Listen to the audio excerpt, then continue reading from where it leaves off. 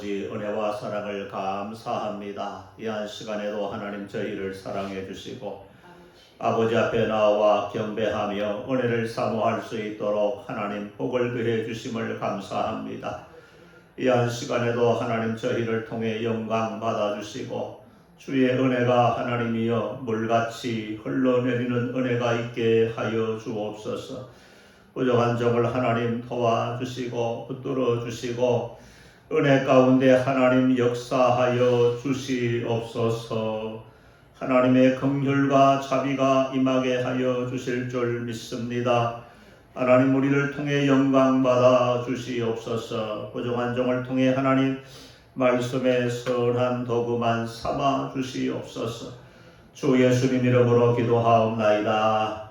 아멘. 아멘. 하나님 은혜가 저와 여러분에게 임하시기를 바랍니다. 오늘 이 시간에는 출애굽기 19장 5절과 6절의 말씀을 통해서 하나님께서 이스라엘 백성들을 광야 40년을 지나게 한 후에 하나님이 그들에게 복을 주시는데 가나안 땅에 대한 약속이며 더 구체적인 더 큰 축복을 오늘 이 본문에서 말씀하고 있다라고 하는 것을 보게 됩니다. 자, 저와 여러분이 이미 430년 동안 이스라엘 백성들이 애굽에서 종살이를 했다라고 하는 걸 알게 됩니다. 하나님은 그 이스라엘 백성들을 430년 만에 이끌어내서 모세를 통하여 이끌어내서 광야를 생활하게 되는데 이 광야 생활 가운데 40년이 걸리게 되는 거죠. 그런데 이 광야 40년 생활을 하면서 이스라엘 백성들은요, 애굽에서 430년 동안 살면서 습득하고 깨우치고 그리고 젖어들었던 그 문화나 또 신앙이나 그들의 어떤 생활 태도나 그들의 모든 마음가짐들이 40년 살아가는 동안에 다 드러내고 있는 것을 보여주는 거예요. 다시 말하면 하나님의 원대한 계획은 무엇이냐 하면 이스라엘 백성들을 애굽에 두실 수 없어서 하나님이 약속한 땅을 주셨잖아요.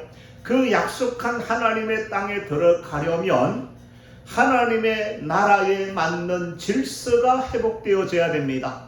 신앙의 질서가 회복되고 태도의 질서가 회복이 되어져야 되고 문화에 대하여 종교에 대하여 신앙에 대하여 모든 태도가 새롭게 그 질서를 형성해야 하는데 430년 종살이했던 이들을 하루아침에 가나안 땅에 들일 수가 없는 거예요.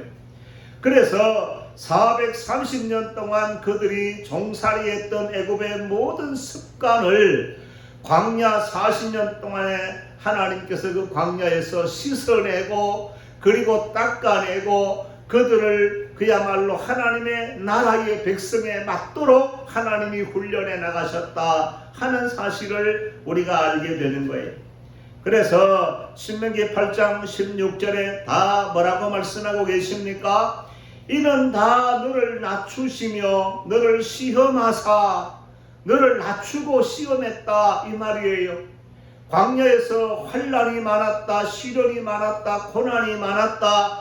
광야의 여정을 통과하는 동안에 이스라엘 백성들이 얼마나 고통스러웠는지 말로 다 할 수가 없는 것을 보여주는 거예요. 사실상 여러분, 애굽에서의 생활은 나름대로 윤택했고 비록 종살이였지만 그들에게 어느 정도 자유가 있었는지 몰라도 애굽에서의 생활은 먹는 것과 입는 것과 마시는 것과 그들의 모든 생활의 영역에서는 부족함이 없었던 것 같습니다. 왜냐하면 이들이 먹을 것이 없을 때 마실 것이 없을 때 뭐라고 말합니까? 우리가 애굽으로 돌아가자. 애굽으로 돌아가자 그래요.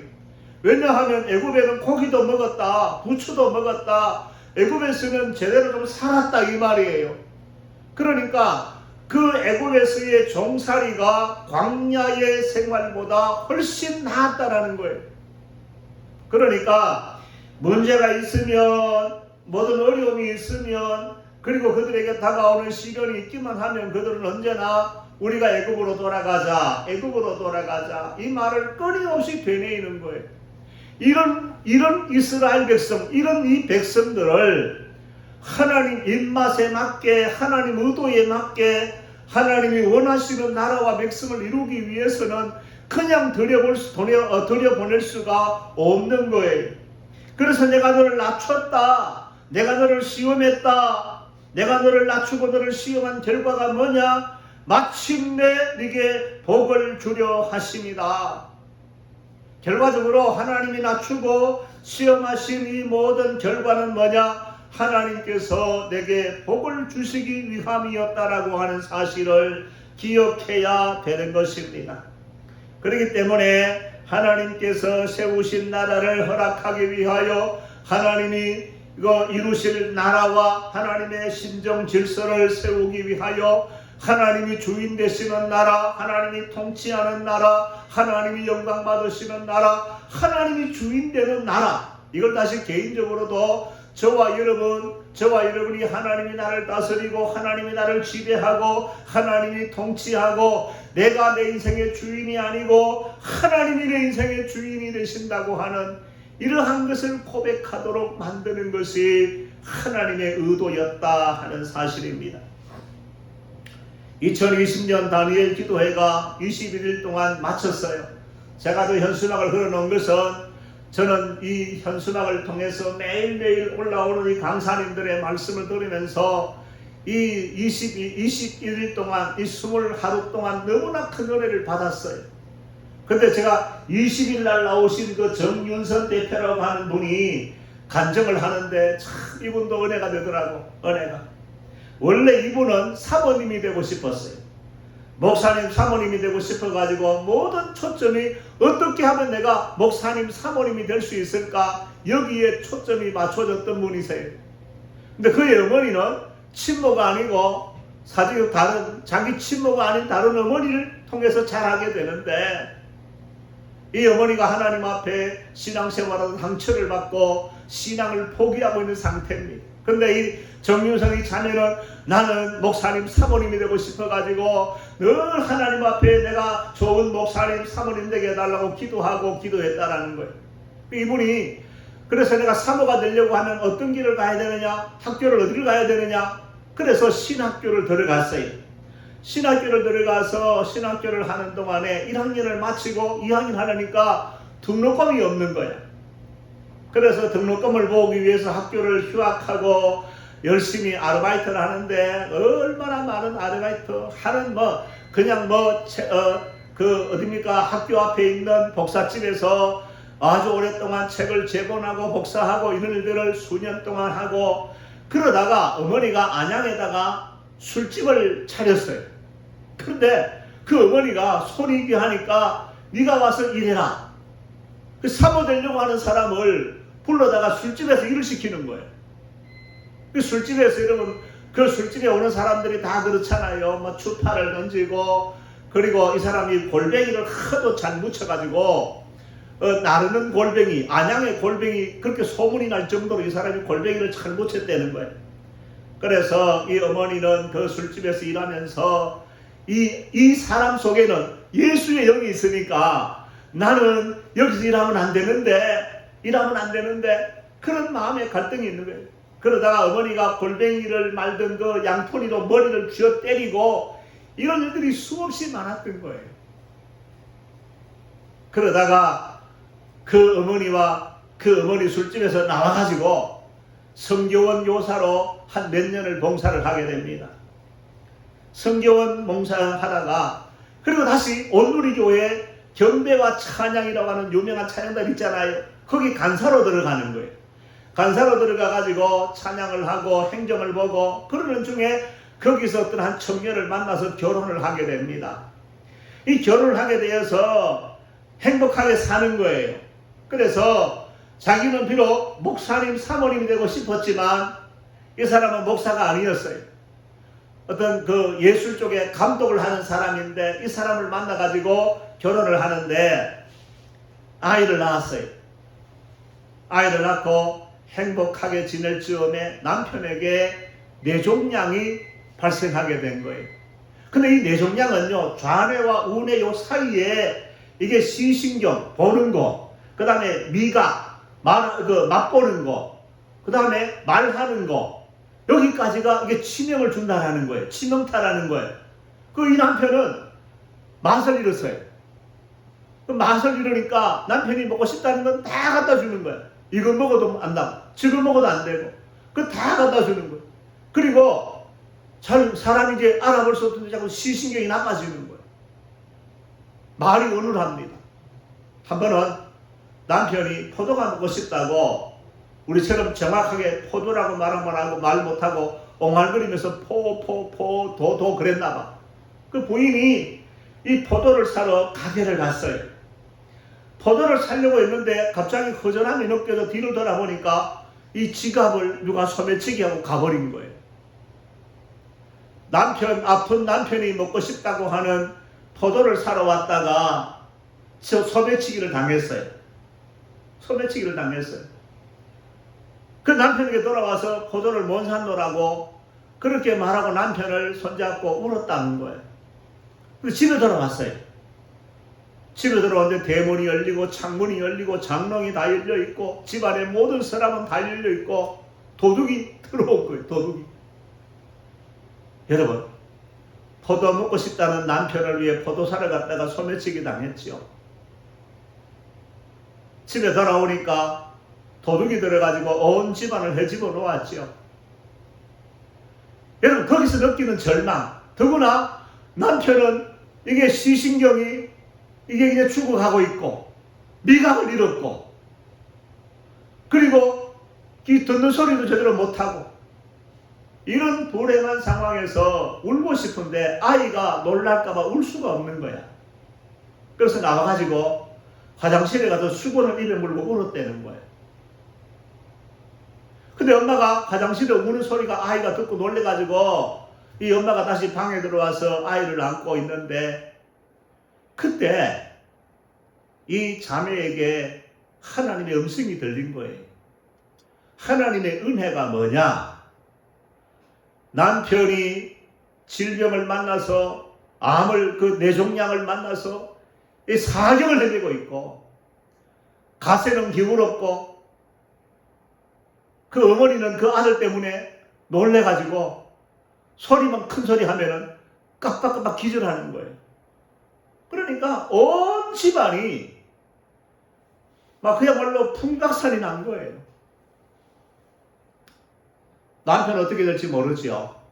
이 아이의 미래가 나는 이제 뭘 해서 먹고 사나 이런 생각이 그 여인에게 머리를 지배하는데 그 두려움에서 펑펑 울고 있는 그 여인에게 하나님이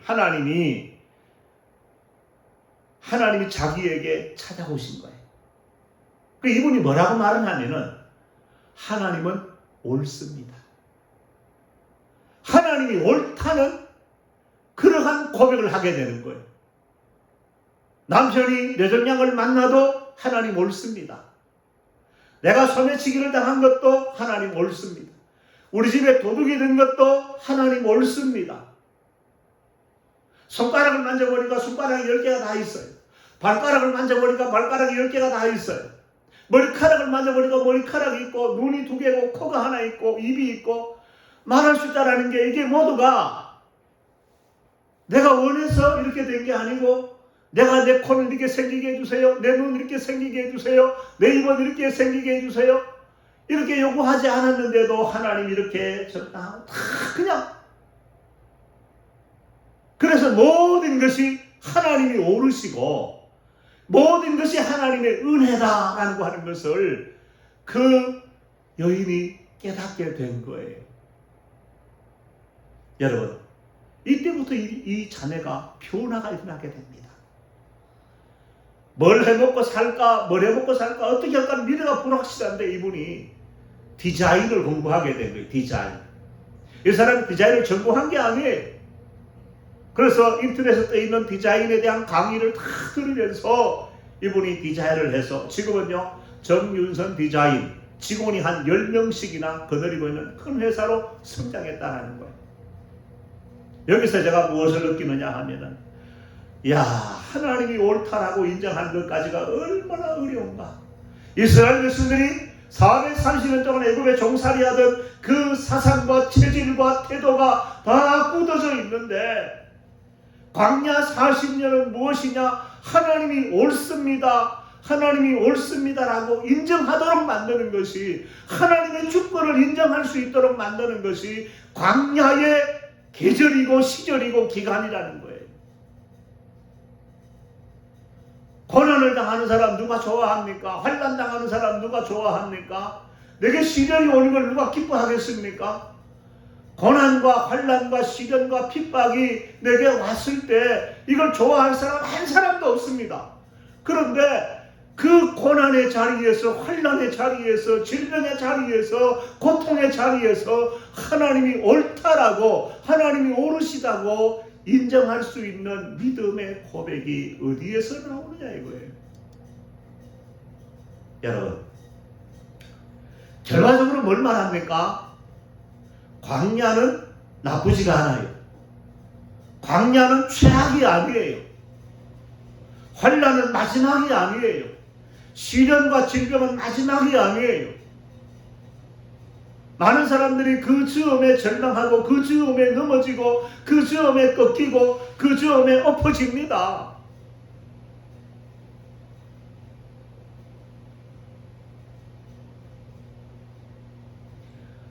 누군들 멋지게 살고 싶지 않겠습니까? 누군들 멋지게 목회하고 싶지 않겠습니까?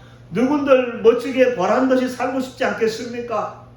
누군들 떵떵거리고 살고 싶지 않겠습니까? 그러나 내가 그렇게 멋지게 살고 싶고 잘되게 그냥 멋있게 또 그 떵떵거리며 살고 싶지만은, 그러나 내게 다가오는 시련과 환난이 나를 꺾을 때에, 광야의 지점에 서 있을 때에, 그래서 그 자리에서 하나님이 옳으시다고 인정할 수 있는 그 믿음이 필요하다. 그걸 말씀을 드리는 거예요. 우리 한번 고백해 봅시다. 하나님 옳으십니다. 하나님 옳으신 분이에요. 왜? 우리는 상황을 따라서, 환경을 따라서, 내가 겪고 있는 문제에 따라서 하나님께 대한 인정과 판단이 달라질 수 있습니다. 그러나 언제 어디서나 하나님 옳으신 거예요. 누구에게나 하나님 옳으신 거예요. 왜 하나님이 코로나를 보냈을까? 하나님 옳으십니다. 우리가 마스크를 쓰잖아요. 내가 늘 말씀드리잖아요. 우리가 그동안 많은 쓸데없는 말을 너무 많이 한 거예요. 그 하나님, 여러분보세요. 눈도 둘, 코도 둘이고 귀도 둘인데 입은 하나야. 이거 뭐예요? 보는 거 많이 보고, 듣는 거 많이 듣고, 냄새 많이 맡고, 말하는 거는 적게 하라 이거예요. 목사한테 해당되지 않는. 이해가, 그 다음 또 성이 이쁘자가 두 개잖아. 먹고 말하고. 이게 그냥 그래도 하나님의 의도가 다 있는 거예요. 이런 상황에서 하나님 앞에 우리가 한 말 다 하고 살겠습니까? 내가 다른 환난의 자리에서 하나님이 옳지 않다고, 불의하다고, 하나님 나쁘다고, 하나님 악하다고, 이 코로나가 오니까 하나님 우리 입을 다 나으신 거예요. 사람 많이 못 만나게 하잖아요. 많이 못 만나게. 이제 1.5단계니까 30% 앉고, 2단계 올라가면 예배 오지 말아요. 3단계 예배 오지 말아 그래. 이걸 찍는 거예요. 영상을 찍어가지고 또 보낼 수 있는 그런 상황이 올 것 같아요. 여러분, 우리가 어떠한 상황을 우리가 만나도 하나님 오르십니다. 하나님 오르십니다. 내가 광야에 있어도 하나님 오르십니다. 내가 질병의 자리에 있어도 하나님 오르십니다. 내가 고난의 자리에 있어도 하나님 오르십니다. 하나님이 옳다고, 하나님이 옳다이고, 광야에서도 하나님이 옳다라고 인정할 수 있는 그 믿음의 사람. 여러분, 욥이 하루아침에 자녀들을 잃었고 부인도 떠나가고 자기 몸을 어떠십니까? 온갖 질병으로 고통하고 기왓장 조각으로 자기의 헌대를 긁으며 가려움을 요즘 병원에 가니까, 약국에 가니까 이게 몸에 이렇게 얼굴이 가렵고 몸이 가려면 이 가려움증을 막아주는 그런 그 크림이 있더라고요. 그걸 하나 사가지고 가려울 때 좀 바르라. 바르는 그런 또 요즘에 좋은 세상이라 온갖 약들이 다 있는데, 여러분, 그 욥은 그 당시에 그 몸의 이 가려움을 견딜 수가 없어가지고 기왓장 조각으로 자기의 헌대를 긁어야 했으니까 그 고통은요 말로도 할 수가 없는 거예요. 설명이 안 되는 거예요. 누가 기왓장 조각으로 자기 몸을 긁은 자는 있겠습니까? 그래야 시원함을 느낄 정도로 제가 생각해 볼 때에 긁은 데에 그냥 긁혔겠습니까? 피가 철철 흘렀을 거예요. 피가 철철 흘렀을 거, 피 흐르는 고통과 아픔보다도 거기에서 내가 몸을 긁었다는 그것 때문에 시원함을 느끼는 욥의 그 모습을 생각해 볼 때에 여러분 얼마나 지극한 그 말할 수 없는 그 고난의 자리에서 살았었느냐 하는 것을 보여줍니다. 그런데 하나님이 은혜를 부어주시니까, 하나님이 그에게 하나님 보여주시니까 하나님 앞에 이욥은 깨닫게 되는 것입니다. 하나님께서 여러분 깨달음을 주신 이후에 욥의 회개를 보게 되면 이렇게 말합니다. 욥기 42장 1절 이하에 보니까 욥이 여호와께 대답하여 가로되 주께서는 무서 불능하시오며 무슨 경영이든지 못 이루실 것이 없는 줄 아오니. 자, 3절이 중요합니다. 무지한 말로 이치를 가리우는 자가 누구니까? 내가 스스로 깨달을 수 없는 일을 말하였고 스스로 알 수 없고 헤아리기에 어려운 일을 말하였나이다. 내가 말하게 사오니 주여 들으시고 주여 내게 묻게 사오니 주여 내게 알게 하옵소서.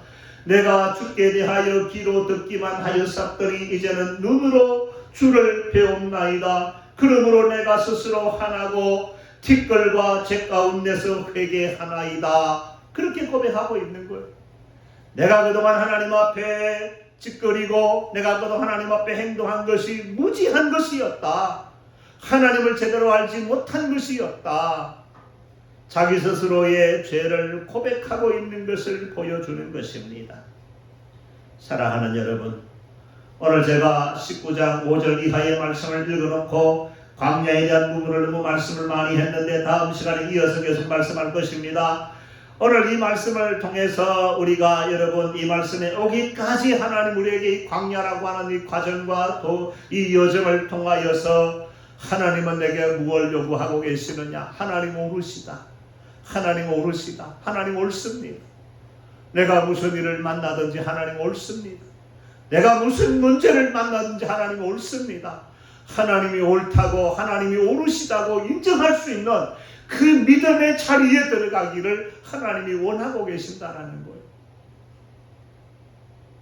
문제 앞에 다 낙심할 수 있고요. 어려움 중에 다 탄식할 수 있고 환난과 질병과 고난 중에 다 쓰러지고 자빠지고 넘어질 수 있습니다만 그 자리에서 하나님 옳다고 인정하고 하나님 오르시다고 인정하고 하나님이 그야말로 참되시다고 그 인정하고 긍정할 수 있는, 그래서 하나님의 주권을 온전히 인정할 수 있는 그런 믿음의 사람이 되어지는 것이 광야의 여정임을 깨닫고 오늘도 이 은혜가 저와 여러분에게 풍성하게 임하시기를 주의 이름으로 축원합니다. 할렐루야. 하나님 아버지 감사합니다. 광야가 우리에게 좋을 수만 없습니다. 광야가 우리에게 아버지 하나님 오를 수도 없고 바를 수도 없고 인정할 수 없는 그러한 고통의 문제임을 고백합니다. 그러나 이 광야에서 하나님 옳습니다. 하나님 오르십니다. 이 광야에서 하나님께서는 분명히 선하심을 인정하고 하나님 나를 다스려 통치해달라고 고백하는 믿음의 사람이 되어질 수 있도록 저희에게 은혜를 부어 주옵소서. 주 예수님 이름으로 기도하옵나이다. 아멘. 아멘. 479장 찬송합니다.